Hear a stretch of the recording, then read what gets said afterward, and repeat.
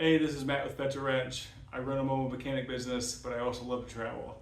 And I made a tour of my minivan camper, and it's gotten pretty popular. I had some questions on my table and sink, so I'm going to go over my table and sink and show you some measurements, how I made it. It took some time. It's a pretty simple design. I'm not a carpenter by any means, so I'm sure it could look better than this.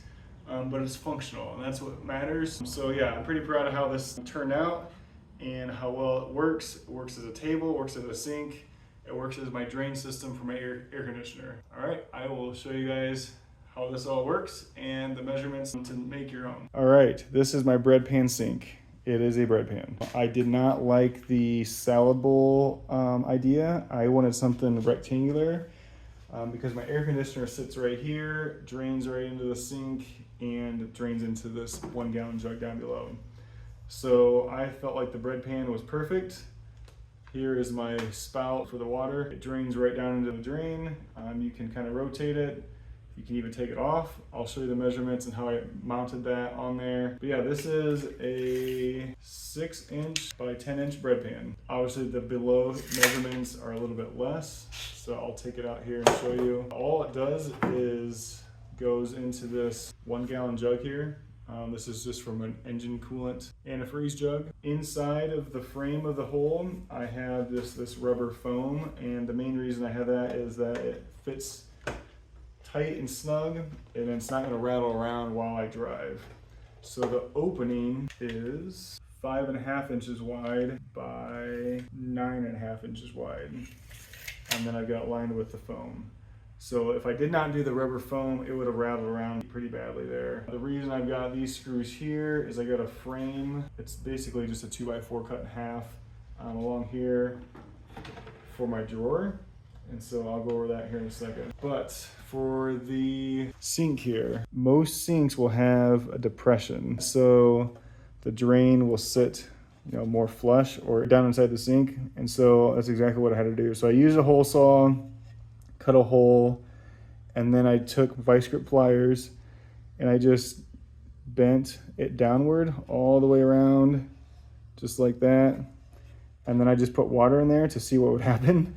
And so with that depression, that water goes over that lip much easier and drains a lot better. Otherwise, this drain will sit up high and you'll have water in your sink pretty much constantly. And this is just plumbing, from Menards. And this is just a little flex tube, standard drain there. So for the spigot, this is just a water jug faucet. And so I've got a rubber hose that just goes on there, and it's battery powered. You just charge it up with a USB-C. And so this is how I have it mounted. It is a 2x4 that I used a hole saw and cut 2 3/8 inches wide. And then I have a 3/8 inch hole in the middle.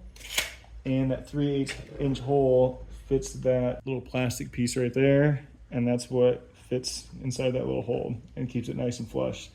This here is smaller, and so it's nice and wiggly over there. It's that center hole that actually makes it tight. So then I just push it down like that, flip that up, and it's ready to go. And then I just have it screwed down with 2 screws down here onto that piece of wood. So in the back here, I have this little 90-degree bracket, and my hand soap just sits there, and you can get your soap on your hands and wash your hands, and as you press down, it's not going to go anywhere. 2 little bungee straps hold that on, and it's very secure. And on this side, I just have a hand paper towel dispenser bracket that you would just normally get, for your bathroom or whatever. So that fits on there perfectly. It's just screwed on and allows you to dry your hands easily and just throw it away. Now to maximize my surface area, I've done 2 things. One was an underside drawer that pulls out like this. So that gives me a little bit more surface area to work on or eat with. This is actually a magnet from a hard drive. And so I just have this hard drive magnet on there. And so as this drawer gets pushed in, it rubs right along that frame, and it doesn't come flying open now. when I'm driving. So that's the only reason I have that magnet on there. And so now when I'm pulling, it's got a little bit of resistance. So every now and then I gotta readjust it and kind of push it back in there. So that was the one modification I did there. Here's that frame that I was talking about. So that's just a 2x4 cut in half. And then I've got some shelves along this side, so 2 shelves.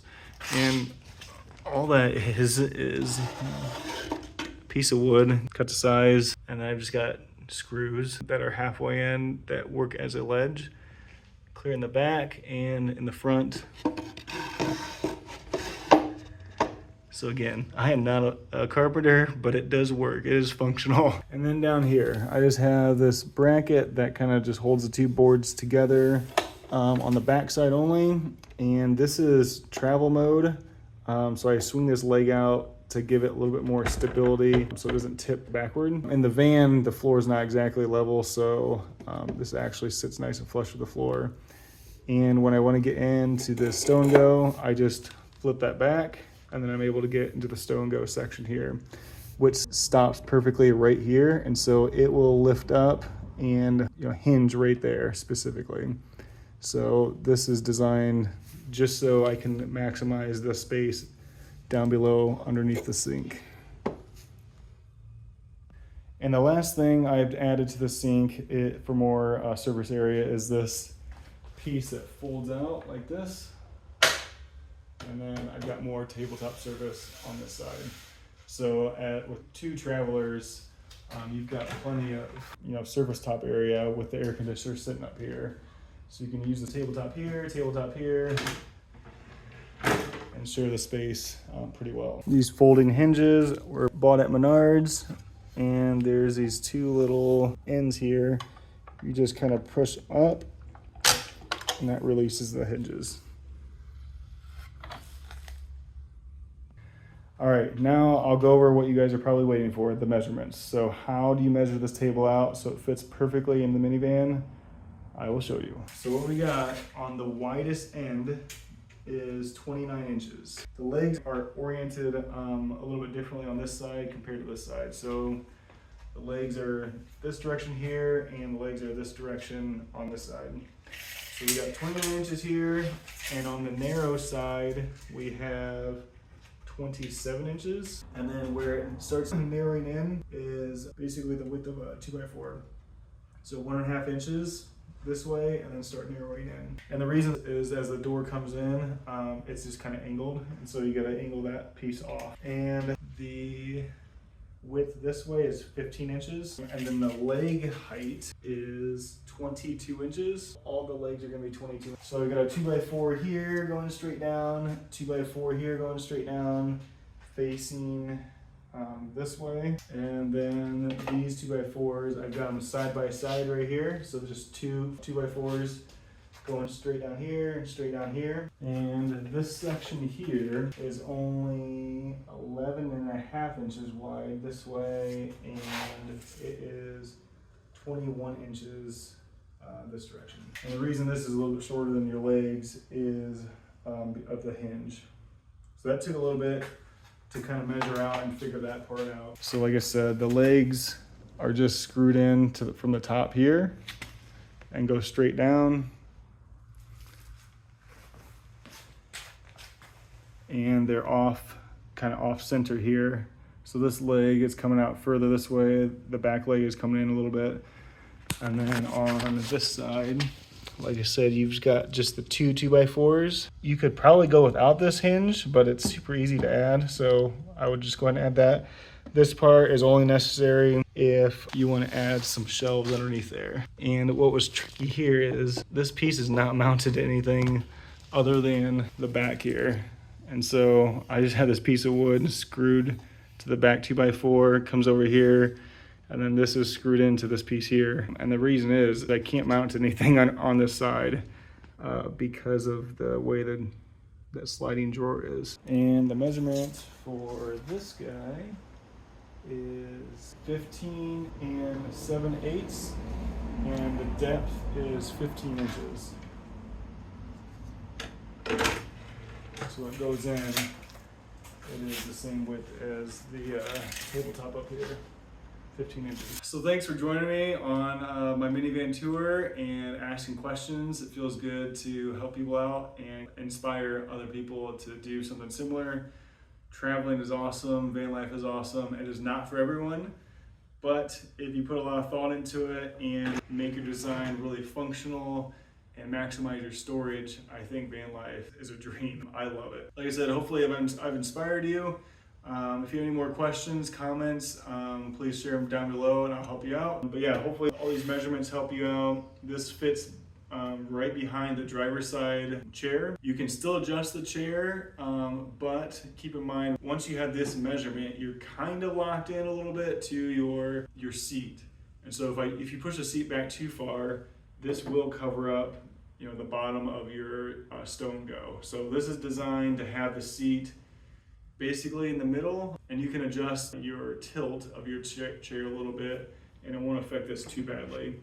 And then I just have this bungee cord to the front seat. So when the seat does move, this will kind of move with it to some extent. So keep that in mind. But yeah, I hope the bread pan sink is an inspiration, and I hope I see more bread pan sinks. This is a cool idea. My fiance came up with this and I loved it. So yeah, build yourself a bread pan sink. It is far superior than the salad bowl. The salad bowl is round and it hogs up different space on your tabletop. So yeah, go with the bread pan. So hopefully I inspired you. Please like, share, and subscribe, and enjoy the journey.